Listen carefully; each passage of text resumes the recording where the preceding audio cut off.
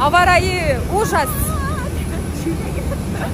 Біздің өзіміздің маңайы ұстай олатады десе, қауағы ұста қар жап, көшеге шықсақ, көшеде қар жап, қайталар. Қаяққа?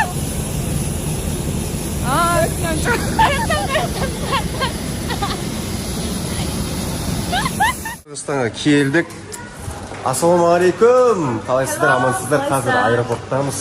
Құрметті қырғыз елі, қырғызстандықтар, Ош шарының тұрғындары 14 февральда Нұрдәулет пен Айданың жеке шығармашылық концертінде жолығатын боламыз. Келіңіздер, асығыңыздар.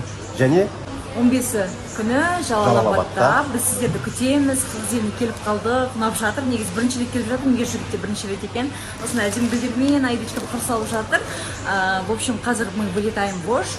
Сол себептен ертең сіздерді күтеміз. Өте керемет кеш болады. Біз сіздерге оны гарантированно айтамыз. Сол себептен келіңіздер, асығыңыздар, алып алыңыздар тезірек. Ауасы күшті екен Қырғызстанның. Батюшка.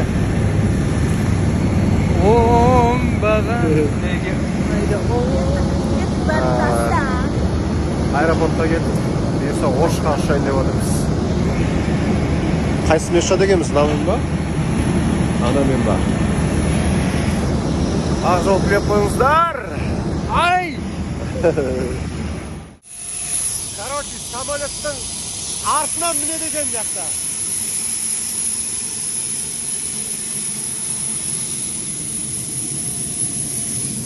Артынан мінеді, артынан.